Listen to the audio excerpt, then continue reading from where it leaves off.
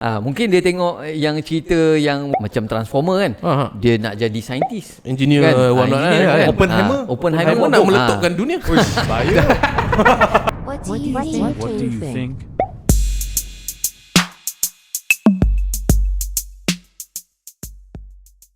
So selamat kembali ke channel Dr. Adam Zubair, specifically on podcast What Do You Think? What do you think? So topik pada hari ini yang saya nak bersembang dengan speaker jemputan, iaitu LinkedIn guru kita, Al Jazura. So welcome to our channel. Terima kasih. I think conversation saya bersama dengan Al Jazura ni like 1 week before waktu mula-mula kita berkenal dalam 3 minggu lepas. Sebelum kita jemput Al Jazura masuk dalam podcast ini, saya kena bersuai kenal lah dengan jemputan kita kan. And ada satu ungkapan yang menarik lah yang Al Jazura ceritakan dekat saya lah. But don't quote me on this, you boleh betulkan I lah. Kita sedang bersembang pasal movie sebenarnya. Dan sembang. Ke Oppenheimer? Tengok Barbie ke? Tengok Barbie. To put into phrase yang mudah, Al Jazura memang menggalakkan menonton movie bersama anak-anak beliau lah. Movie ni apa? Sinema wayang ke ataupun kat rumah? Saya rasa lebih relevan kepada sinema lah, sebab memang saya bawa anak saya, especially bukan yang kecil sajalah, yang besar pun memang selalu bawa pergi sinema. Sekarang ni adalah, of course, ada Netflix, kadang-kadang adalah cerita yang kita tengok bersama. Seawal usia berapa tahun tu? Sebab saya pun ada anak juga, so nak tahu. Seawal usia lebih kurang 8 tahun. 8 tahun dah bawa ke sinema. Bawa pergi sinema. Backstory kan. Contohnya macam saya punya first movie yang saya dapat peluang tengok dengan ayah saya adalah Star Wars kan. Dan yang mana? Star Wars yang nombor berapa? Star Wars first one lah yang masuk kat Malaysia. Nombor 4. Itu trilogi lah kan. 1977 kan. A New Hope kan, betul tak? Lupa nak beritahu konteks. Lupa. Sorry. Kenapa saya bertanya pasal benda ini adalah dalam konteks how you raise your kids. Tak, sebab kita jarang tau. Sebab tu saya tanya seawal usia berapa. Anak saya 6 tahun. Macam saya sendiri tengok wayang pun quite late. Maksudnya dah sekolah rendah, tapi sekolah rendah atas. Sekolah rendah atas maksudnya umur dah belasan tahun. Maybe like umur 11 kot baru tengok wayang. So ni anak umur 8 tahun. So my first question, dia faham ke apa yang ditontonkan? Sebab kita bawa tengok wayang bukanlah cerita yang drama-drama yang serius kan. Contohnya I think among the first movies tu macam animation. Contohnya Cars, Pixar punya movie kan. So macam tu dia boleh appreciate lah, sebab dia umur muda-muda pun dah tengok kartun kan. Dah tengok kartun, betul tak? Jadi kita bawa lah tengok movie-movie yang macam tu. So sebab saya suka pengalaman yang saya dapat dengan my father tu kan, pergi tengok Star Wars, dan saya memang suka tengok wayang lah. Ni usia berapa tahun? I was umur 7 tahun lah. 7 tahun. Sebab dia main kat Malaysia tahun 1977 kan. Dah tahu lah kan? Umur Al Jazura yang sebenar. Tahulah. Kena kira sendiri. Kira sendiri. Channel Dr. Adam Zubair semua cakna kewangan kan. Kira semua kan. And then bila you tengok Star Wars The New Hope tahun 1977, because I'm a movie nerd as well. It's just that saya lambat menonton movie Star Wars. What do you get from seeing lightsaber? Menambah dia punya IQ ke something ke? Okay, so masa tu mungkin kita tak berapa nampak lah, tak faham lah tentang sinematografi ke, ataupun macam fast forward sekarang ni ada YouTube, boleh buat content pakai handphone semua kan. Orang boleh buat movie sendiri, short movie apa semua. Kita tak adalah fikir sampai macam tu, tapi rasa macam best lah Star Wars ni lain macam. So saya ingat lagi masa Star Wars yang latest ni. So masa tu anak saya pun dah yang kecil dah besar sikit. So kita pergi sebagai macam family outing lah kan. Dan saya boleh cerita kat dia kan, my first movie was Star Wars in 1977 when I was your age kan.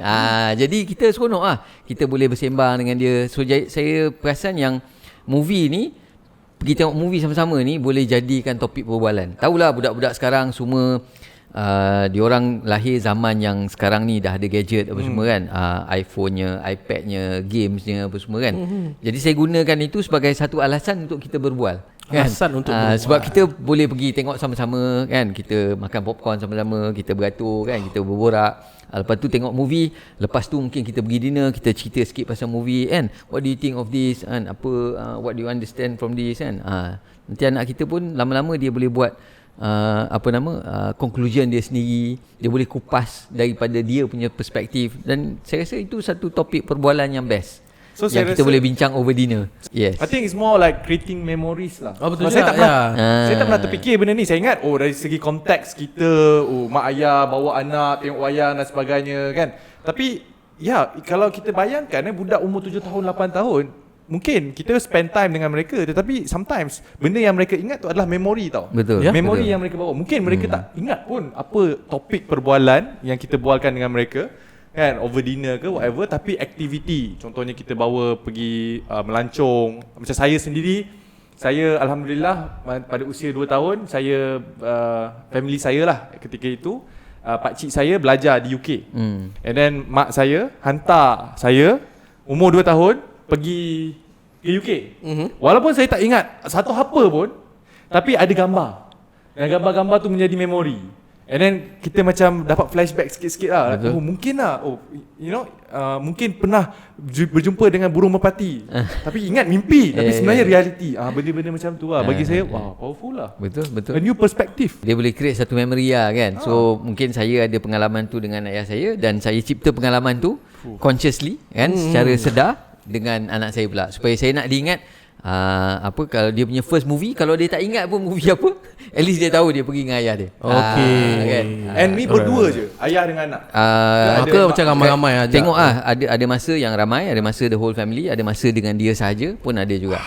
Bergantung kepada Saya nak book terus lah.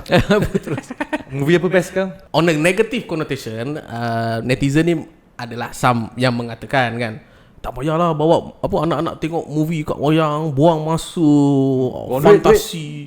Buang duit. Buang duit, tengok fast act, meletup sana, meletup sini. Kau dapat apa anak-anak kau ni? Baik dia balik rumah, belajar sejarah and what not. So, do you agree with that? Zaman mana ni? Zaman muda lah. Saya orang muda, masih lagi ada sentimen benda macam tu lah. So, what's your comment on that? Saya punya komen saya tak setuju lah. Sebab saya rasa yelah, memanglah lain-lain bentuk movie tu adalah lain-lain dia punya karakter ataupun situasi dalam movie kan. Kalau tengok cerita perang mesti ada meletup-meletup. Kita tengok drama adalah sedih-sedih kan. Tapi itu juga benda yang kita mula ada satu gambaran yang lebih besar kan. Kalau satu kita tengok enjoy movie tu itself lah, dia punya skrip, dia punya cerita kan. Tapi kita boleh besarkan skop lagi. Itulah keupayaan teknologi sekarang kan, boleh buat movie macam tu punya canggih, berbeza dengan dulu kan. Dan itu juga level lakonan yang orang boleh bawa kan. Sebab kita tak tahu anak-anak kita nanti besar minat buat apa. Mungkin dia nampak cerita yang kapal terbang tu kan, dia nak jadi pilot kan. Mungkin dia tengok yang cerita yang mungkin ada elemen macam Transformer kan, dia nak jadi saintis, engineer kan? Kan? Oppenheimer nak meletupkan dunia. Bahaya. Dia nak belajar pandai jadi macam Einstein. Are you saying that you are being open dalam menentukan hala tuju anak-anak? Hala tuju anak-anak. Negative connotation juga. Macam family saya lah kan. Mereka ni tipikal lah, nak saya jadi ustaz umpamanya. Nak anak-anak dia jadi ustazah, nak anak-anak dia jadi doktor. So adakah you left your parenting side lebih kepada we will wait and see, tengok anak kita minat ke mana. Kalau zaman saya dia punya choices tu pun, pilihan tu pun tak banyak. Doktor, engineer, lawyer, accountant, kan, banker. Saya rasa sampai zaman sekarang.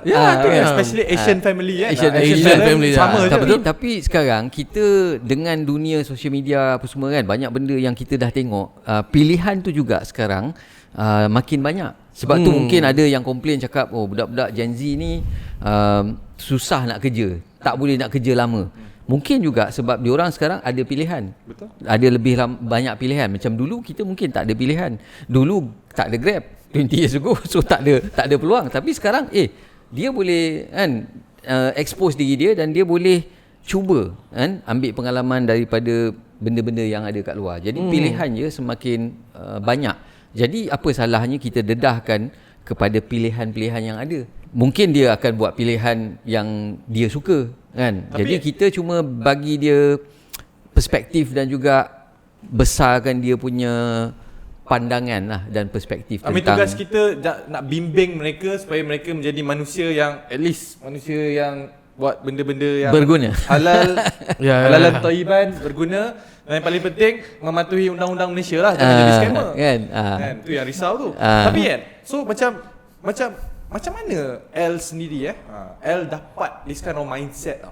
Adakah dia datang daripada pembawaan ataupun macam mana L dibesarkan, ataupun like mak ayah L like jenis yang bagi kebebasan, ataupun like you mungkin dibesarkan dalam family yang mengongkong, tapi macam mana you dapat this kind of mindset ataupun pandangan yang mungkin tak ikut the trend lah? Ya, betul. The masses. Kalau nak cakap saya sendiri, tak adalah dibesarkan dengan sebebas-bebasnya, tak ada kan. Ayah saya pun strict juga. Tak boleh tidur sama member, tak boleh keluar malam. Orang masjid kan? Orang masjid kan? Nak bawa motor tak boleh kan. Umur 17 kawan-kawan semua dah dapat lesen kan. Kita tak boleh kan. So adalah kekangan juga. Tapi bila saya fikir balik, and semakin dewasa kita fikir balik kan, sebenarnya zaman sekarang ni tak perlu nak dikongkong sebegitu sekali kan. Of course adalah batas-batas dia yang kita nak jaga kan. Tapi saya fikirkan yang kalau saya dikongkong, saya mungkin kurang berdikari kan. Dan macam tu juga saya tak nak anak-anak saya dikongkong sampai diorang tak ada pendirian ataupun pemikiran sendiri kan. Dan mungkin juga bukanlah masa saya membesar, tapi mungkin sebab saya belajar overseas, ada sedikit kebebasan dan duduk dalam suasana yang kita pergi tempat orang, culture lain. Jadi mungkin dekat UK lah, dekat London. UK London. Like what? Berapa tahun apa? Lebih kurang 4 tahun setengah, dekat 5 tahun. That's enough to give a slang lah. Tak adalah slang. Saya pun tak adalah cakap English. Kita belum test slang. Om putih. Om putih Tapi sebenarnya dalam konteks Islam pun dia menggalakkan kita travel, tengok dunia kan. Betul. Jadi belajar ilmu, pergi tengok dunia. Sebab bila kita tengok tempat lain, kita ada perspektif yang berbeza, ada perspektif yang baru. Mungkin minda kita terbuka kan, dan kita boleh buat pilihan-pilihan yang terbaik untuk diri kita. Jadi saya pun nak anak-anak saya ada kesedaran tu awal. Macam saya pergi overseas pun umur dah berapa kan. Sebelum tu awak pergi umur 2 tahun kan. Saya umur 19 20 baru pergi kan. Jadi lambat kan. Jadi saya kalau boleh nak exposekan anak-anak saya kepada benda-benda yang berbeza ni, culture yang berbeza, tempat yang berbeza, movie yang berbeza, seawal yang boleh lah, seawal yang sesuai kan, supaya diorang boleh develop dia punya own personality, pilihan kan. Asalkan dia terbatas dengan apa yang kita perlu bataskan lah. Undang-undang negara contohnya kan. Janganlah belajar coding lepas tu buat scammer kan. Tapi kalau macam sekarang, saya galakkan lah, buka lah ChatGPT kan, explore benda tu supaya dia tak adalah macam orang cakap ChatGPT dia tak tahu kan. Kita nak expose, kita nak dia tahu. Tu lagi satu tau, sebab sekarang ni saya dah anak saya umur 6 tahun, 3 tahun dengan 1 tahun. Okay, so honest lah kan. Saya nak tanya, what's your take or what's your belief tentang kita bagi gadget kepada anak-anak? Oh, ni panas Hoi. Nak tanya senior kan. Jangan bagi. Jangan bagi kan. Baru nak bagi anak buah saya. Tak bagi ya. Jangan bagi. Okey, jangan bagi. Sekarang tak sampai boleh. Umur berapa? Umur berapa tahun? Sekarang tak boleh tak bagi. Sekarang tak boleh tak bagi. Yalah, tak boleh tu takkanlah forever tak boleh.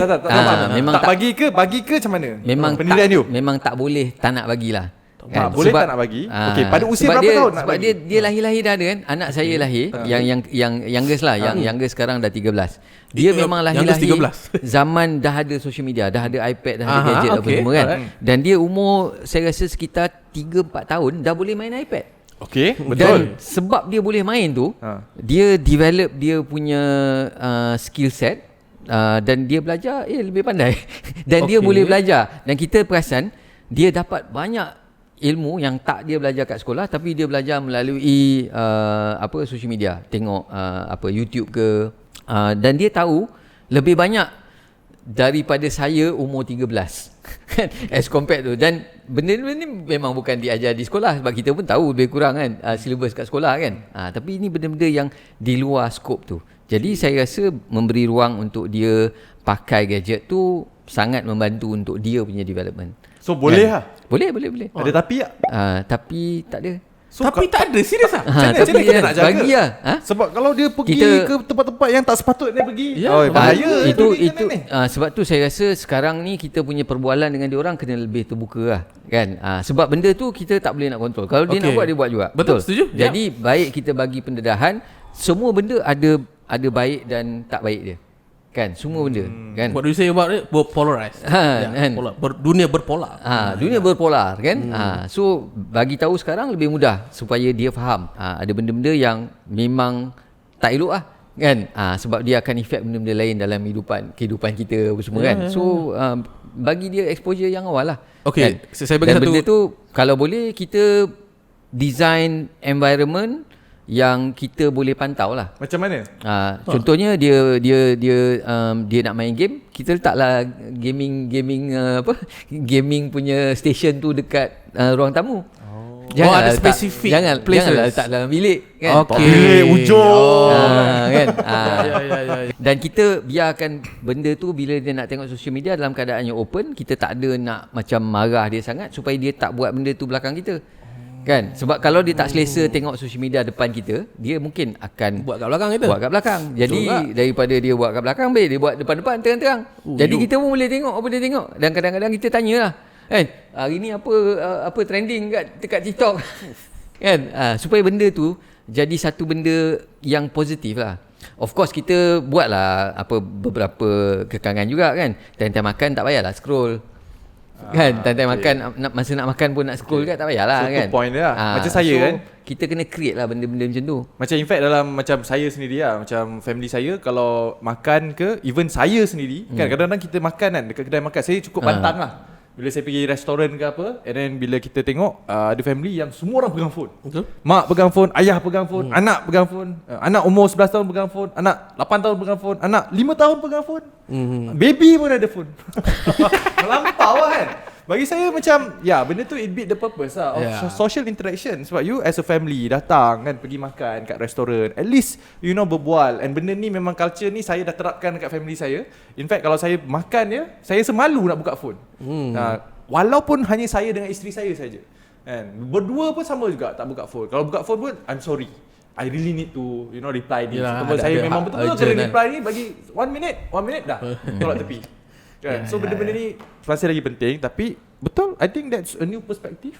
I think benda ni is very close to my heart lah actually. Topik ni sebab saya antara orang yang dilahirkan tahun 90-an, dibesarkan tahun 2000-an, yang mana kemunculan konsol macam PS1, PS2, Game Boy Advance and whatnot kan. Dan I was one of the first person lah kot dekat Malaysia yang pernah access internet seawal tahun 2000. Guna RuneScape RuneScape apa benda sebelum Internet Explorer whatnot. Dan to be honest lah, benda tu menyebabkan saya rasa lebih advance daripada orang lain lah waktu tu. Tapi it comes with a negative jugalah. So benda-benda negatif waktu tu, tak ada filter whatnot. Buka Google, keluar ni iklan bikini kat situ. Right off the open. And then time tu virus lagi muncul silap tekan website, keluar macam-macam kan. Pakai Windows pula. So I think Sebab tu that. product placement. Beli iPhone, jangan. Okay. Tapi saya pun nak extend sikit kita punya conversation berkenaan dengan still dalam parenting, betul, tapi dalam konteks kewangan. Itu dia. Tak boleh lari lah. Channel Dr. Razbi tak boleh lari dari sini konteks kewangan. Tapi saya nak leave this stage to Dr. Adam and Al Jazura lah, sebab I have no kids. So so how do you raise your kids when it comes to you nak bagi financial literacy kepada anak-anak kecil, anak-anak remaja ni? How do you do it? I mean soalan ni lagi bernas sebab memang El seorang pernah menjadi seorang perancang kewangan. Perancang ada kewangan. CFP, right? IFP Islamic Financial Planning. Kalau kita nak bagi konteks dulu, your bagi children berapa konteks, umur berapa tahun? So 13 paling muda. 13 paling muda, yang sulung dah 25. 25. Ada berapa orang anak? 4. So 25 selang 3 tahun. 22 Selang 3 tahun 19. And then Betul lah 13. 13. Okay. So macam mana you terapkan financial financial literacy, ilmu kewangan? Dia kalau jujur cakap memang susah lah. Kalau sebagai coach kalau sebagai coach Okay. I think the apa nama yang paradox dia is kelakarnya adalah kita tak boleh coach family kita sendiri. Betul.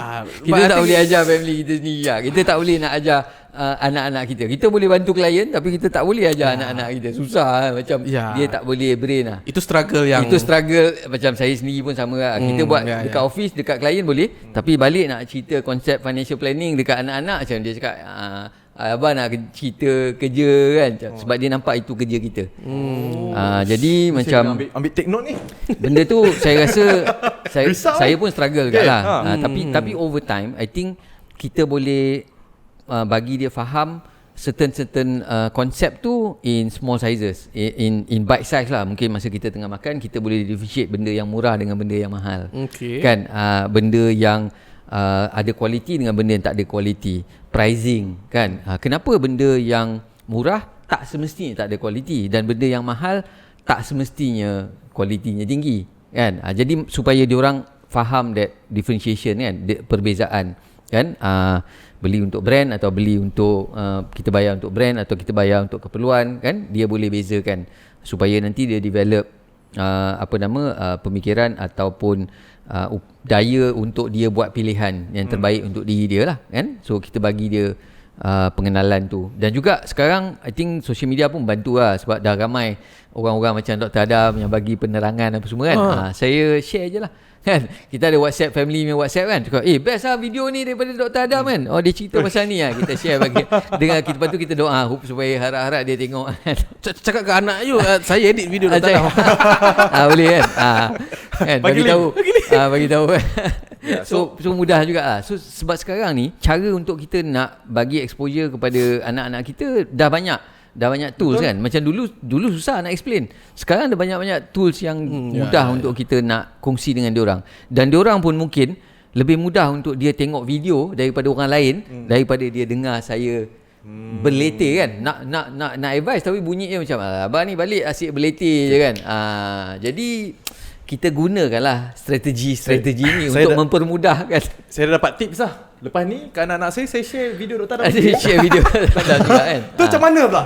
Macam mana kes tu? Bagi video dia juga kan. Macam mana? Itu confirm tak boleh lah.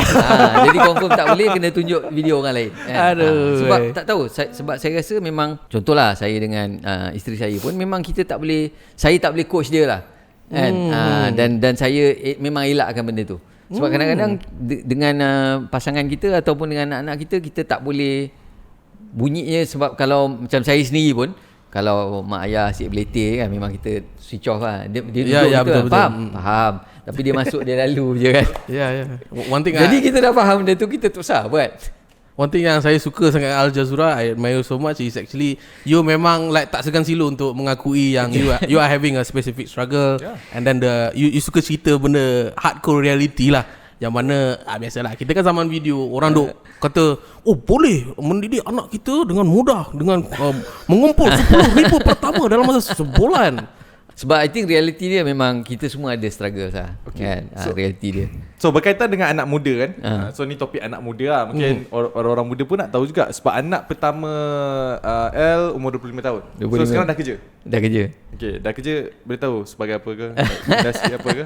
Takkan semua nak cerita kot. Okay, industri apa? Dia cerita dia belajar finance tapi dia kerja dalam bidang advertising. Okay, saya nak tanya satu. So sekarang ni this is something yang saya pun kongsikan dekat dalam channel YouTube saya lah, that kita tak boleh nak fokus pada satu kerjaya sahaja. So basically apa yang saya nak tahu, anak muda fokus kat satu kerjaya ataupun gig ekonomi, ataupun macam mana, ataupun sebab kadang-kadang kita fokus pada satu kerjaya, gaji tak cukup kan. Reality sekarang ni harga barang naik, cost of living very very high kan. Nak tinggal kat bandar ni memang semua benda mahal. And then nak buat gig ekonomi, yes, you dapat fast money, duit cepat dapat, tapi tidak ada career progression. Maksudnya you ended up there and then you pusing kat satu tempat je lah kan. Yes, you dapat income yang besar, tapi kalau you takkan pergi ke mana, eventually you sakit and something happen, kemalangan, habis, putus you punya semua pendapatan. So So what advice would you give to like young people, especially like you have kids 25 and then 22 kan, so 19 yang nak masuk alam pekerjaan. Susah. Of course Struggle tu. Dia dah tahu macam aduh, kau punya soalan semua susah-susah. Macam mana nak jawab ni? Hangat. Satu I think saya sebagai ayah boleh bagi dia nampak apa yang ada dekat luar, pilihan-pilihan yang ada dekat luar. At the end of the day, dia orang kena pilih lah. Okay. Kan? Sebab kita tak boleh nak cakap, kalau kerja 9 to 5, kita ada lebih masa, kita boleh buat kerja ekstra, buat gig ekonomi or buat whatever lah. Sekarang ni macam-macam kan, online boleh buat duit apa semua kan.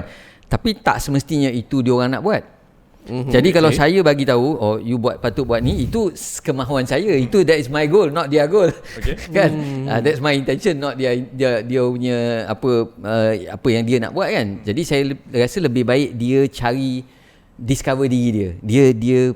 Dia cari diri dia dan dia buat apa yang dia minat. Because at the end of the day, duit ni dia akan ada satu tahap yang lepas tu is not about money anymore. Betul? Ya, setuju. Kan? Betul. So kita akan buat macam Cikgu Ulwan, dia passion dia buat video, kita tengok kan, tak larat nak ikut. Tak apalah, tak dapat duit, tak ada orang bayar untuk ni pun dia nak buat juga. Sebab apa dia minat. Tapi kita tak tahu, kalau orang gaji besar kan, tapi dia tak minat kerja tu. Dia pergi kerja sekadar dia nak dapatkan gaji sebab dia kena menanggung beban yang besar sebab dah overspend ke benda kan. So kita tak tahu, situasi orang berbeza-beza. Betul tak? Kalau kita cakap gig ekonomi ni nanti tak ada career progression, yes, betul on one hand, tapi mungkin itu pilihan dia. Ya. Kan? Dia memang nak macam tu je.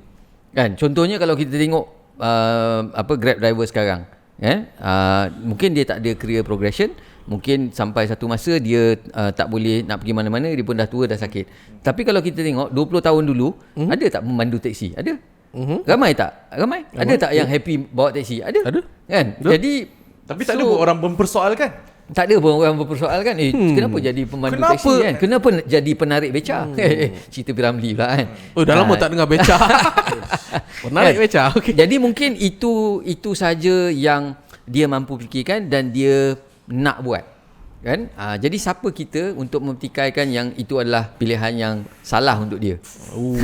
Kita pilih untuk kita lah. Biar dia pilih untuk dia. Kan? Jadi kita boleh bagi idea, kita boleh bagi pendedahan, tapi saya rasa lah tak patut kita buat pilihan tu untuk dia. So saya cuma boleh bagi exposure kepada anak-anak supaya dia orang tengok apa yang ada kat dunia, dan korang pilih lah apa yang korang rasa terbaik untuk korang. At the end of the day, I live my life, you have to live your life. Kan? You have powerful to make a choice. mindset. Kan? Powerful mindset. So itu saya punya kekangan ataupun kekurangan lah. Saya tak boleh solve semua problem. I think that's very powerful sebab I think itulah kebanyakan anak-anak remaja longing for untuk parent lah in a way kan. Dalam sebenarnya dia orang nak memberi satu I crave for my father's or my mother's memberi ruang approval lah, love. Dalam keadaan mak ayah dah ada lah dia punya career path yang dia nak impose dekat anak-anak dia kan. Tapi I think this is what I've been craving for sejak daripada kecil. I think it's good to hear from a senior father himself lah. Thank you lah for that. I need to hear that lah. Betul lah. Mungkin Dr. Adam boleh bagi perspektif dia sebab anak-anak dia muda kan. Mungkin juga kita ni beralih zaman kan, dengan innovationnya, dengan teknologinya, dengan perkembangan ilmunya apa semua kan. Jadi mungkin kita sendiri pun akan berubah situasi tu kan. Mindset kita, pemikiran kita kalau 10 years ago, 20 years ago, longer than that pun mungkin berbeza dengan cara kita tengok situasi sekarang kan, dengan perubahan yang ada keliling kita. So I think saya rasa kita ni kena lebih fleksibel lah kan. Kita kena lebih fleksibel dan kena lebih yakin yang insyaAllah things will turn out to be good lah. Rezeki kan? tu di mana-mana. Sebab kalau kita tengok benda negatif, memang kita nampak negatif lah. Tapi kalau kita tengok benda-benda yang saya teringat satu pepatah yang saya dapat daripada this photographer lah. Dia fotografer National Geographic. Dia cakap, saya tak ingat specifically, tapi dia cakap look at what's right in the world. Look at what's right in the world instead of what's wrong in the world. Sebab kalau kita nak cakap what's wrong in the world, memang banyak lah. Tak payah cakap luar negara kan. Kat Malaysia je pun macam-macam kita boleh cerita kan yang betul, tak kena. Tapi kalau kita tengok apa benda yang baik yang sedang berlaku. So mungkin itu satu perspektif lah yang saya dapat daripada that photographer lah kan. Satu lagi lah saya nak tanya sebab especially terutamanya zaman sekarang. Saya tahu L merupakan salah seorang avid reader. L banyak baca buku. Kan? So Tapi aku baca buku start lambat tau. yelah. Start lambat. Sebab tu nak bagi tahu kepada penonton-penonton supaya boleh tengok baca buku ni. Dari start awal. Okay. If you can name 3 lah. 3 your most favourite. It's not favourite lah. I think 3 most life-changing books. Ya, betul. Life Soalan changing. Ini saya macam bakar. ini macam macam ada soalan umpan je ni. No, seriously. Like 3 most life-changing book yang bagi L personally lah. Bila L baca, ni yang mengubah cara pemikiran saya. Because saya yakin semua orang, macam termasuk saya sendiri, saya pun ada my 3 most favourite yang mengubah persepsi ataupun pemikiran saya tentang dunia, tentang kekayaan, tentang segala-galanya di dunia ni. Okay? Yang membuatkan saya berada di mana saya berada sekarang lah. So untuk L sendiri ada tak? Ini termasuk dengan buku sejarah tingkatan 3. Pun boleh. Kalau saya baca perjuangan Kalau kau tanya bab muzik ke senang lah sikit kan jawab kan. Aduh, konsert pertama ke boleh ingat lagi kan. Ini Tu tadi next episode lah. Dan saya selalu share benda ni dengan rakan-rakan ataupun kalau saya buat training or even dalam social media lah, saya memang share openly. Saya ni late starter lah kan. Masa belajar dulu tak rajin baca buku kan. Sebab tu banyak cangkuk kan. Sama. Saya sama ke? Tapi bila saya baca buku, hidup saya ubah. Itulah yang saya kena beritahu. Betul. Sebab then later on baru saya pick up the skills and all that. Itu pun out of necessity lah orang cakap. Sebab perlu untuk cari idea, perlu untuk belajar sesuatu kan. Contohnya kita masuk bidang sale, tapi buat presentation tak close. Buat presentation tak close. So macam mana ni kan?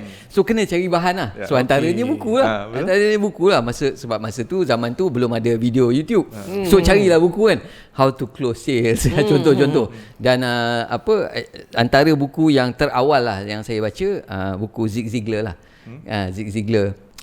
So ada few buku dia, Zig Ziglar. So Zig Ziglar ni memang trainer tentang mindset, tentang sales apa semua kan. So saya sebenarnya masa tu belum baca buku tapi dengar kaset. Dengar kaset dia kan. Jadi lepas tu baru saya baca buku. Kan? Which one? Jadi lepas baca buku, so masa dengar Zig Ziglar, dengar kaset. Selalu dengar masa dalam kereta, masuk zaman kaset lah masa tu. Tak ada Spotify, tak ada CD, tak ada podcast. Sekarang ni zaman podcast. So lepas tu baca buku. Antara buku yang terawal adalah Sales Bible contohnya. Sales Bible by Jeff Gilmore rasanya. Oh, okay. So sebab saya ada satu perasaan jadi salesman ni kan tak baik. Kan so kita dengar selalu orang cakap apalah jadi salesman apa semua kan. Kau belajar tinggi-tinggi accountant kan, lepas tu jual insurans kan. Jadi salesman kan macam cakap dengan saya. Kau tinggi-tinggi belajar medik perubatan kan? Balik jual takaful. So antara buku-buku yang awal yang memberi saya perspektif yang positif tentang sales marketing adalah buku-buku macam ni lah. Sales Bible kan, To Sell is Human. Tapi ada lagi satu buku yang memang merubah kehidupan saya tentang keuangan, iaitu Soul of Money, S-O-U-L, Soul of Money by Lynn Twist. Dalam tu sebab selalu kalau kita pergi kedai buku, kalau kita tengok section investment kan, buku-buku kewangan ni dekat section investment lah, is semua tentang how to make money kan. Baik investment ke, baik investing in whatever lah kan, property baik, gold baik, unit trust baik, shares baik, apa semua kan. Tapi dia punya buku, dia kupas tentang psikologi. Kenapa manusia ni sangat tertarik kepada duit atau wang atau kewangan kan. Kenapa? Sebab dia ada emotional element kan. Kita nak kaya pun sebab nak banyak duit, masalah pun sebab banyak duit, atau tak ada duit atau terlalu nak kejarkan duit kan. Bergaduh pun pasal duit, bergaduh dengan partner pun pasal duit kan. So, duit ni dia satu benda yang sangat unik dan sangat best lah kalau kita kupaskan kan. So dia bukan sekadar ada satu aspek yang mula-mula saya nampak Robert Kiyosaki lah kan, Rich Dad Poor Dad kan. Tapi itu dari segi investment, tapi bukan dari segi psikologi. So buku ni macam merubah atau membuka minda saya untuk tengok the psychology side, the emotion side of money lah contohnya kan, tentang kewangan lah awak punya subjek kan. So kita cakap pasal tu lah. So you are talking about that is one. You are talking about you are being late lah dalam membaca buku kan. So you ni dalam range umur berapa ni? Dalam 19, 18 ke?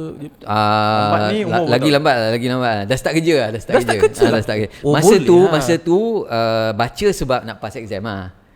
Kan, bukan sebab kita nak macam baca cari buku akademik ilmu lah. baca buku akademik kan. Macam ni buku self development. Dan saya memang tak suka baca buku cerita sangat. Buku-buku macam novel saya memang tak berapa minat lah masa tu kan. It must come with objektif saya, you nak belajar dan baru cari jadi buku. Sebab baca buku tu sebab nak cari jawapan kepada contohnya antara yang awal-awal tu bos buat research tak reti. Pergilah cari buku kan. Nak tanya siapa takkan nak tanya bos balik kan. Bos tak tahulah buat kan. ChatGPT pun belum ada lagi. ChatGPT pun tak ada tu kan. So pening lah. So pergilah cari buku. Pergi MPH tu cari buku tentang investment, macam mana nak buat cash flow analysis, discounted cash flow kan. Konon-konon nak buat investment kan. Kita cari buku-buku macam tu. Jadi saya banyaklah exposure awal tentang orang-orang seperti Warren Buffett kan. Macam mana dia buat dia punya strategi apa semua kan. So kita faham lah konsep-konsep tu awal.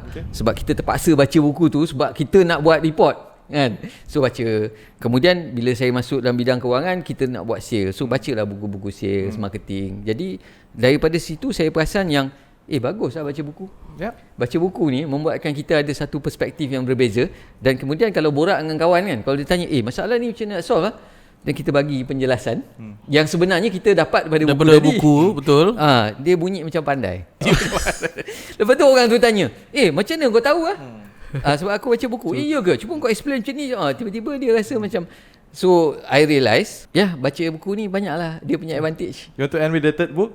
Seth Godin. Seth Godin, I think title dia is This is Marketing. This is Marketing. Saya rasa ni pun best sebab dia meluaskan lagi perspektif saya tentang marketing. Sebab selalu orang cerita marketing ni nak menjual lah, nak menjual barang, nak menjual servis kan. Tapi dalam dia punya kupasan tu atau dalam dia punya buku, dia cerita bukan lagi tentang produk atau servis, tapi tentang kita punya story. Mulalah saya terfikir pasal storytelling kan. Tengok macam mana Steve Jobs buat presentation, dia menceritakan tentang kisah macam mana dia start Apple apa semua tu kan. So stories tu sebenarnya lebih powerful. Sebab then saya realise betul lah, sebab kita suka dengan cerita. Betul kan. Sebab kalau even dalam podcast ni kan, kita cakap kan kita bisik-bisik kan, cakap kan korang nak dengar cerita tak? Kita baru dapat info terbaru kan, daripada sekian-sekian orang kan. Orang mesti tengok kita punya ni. Mesti dah hook kan. Mesti dah hook lah. Sebab orang suka dengan cerita. Sebab tu kita tengok kalau dekat YouTube kan, kalau yang dongeng-dongeng semua memang tinggi dia punya. So itu bukti kita suka dengan cerita kan. So itu antara 3 buku yang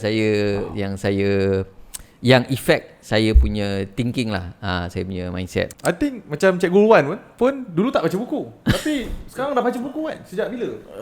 Sejak company paksa saya membaca buku ketika ada meeting kan. But I think walaupun kita orang ada budaya macam tu kan, setiap kali meeting akan ada seorang yang berbedah buku, what do you learn about that.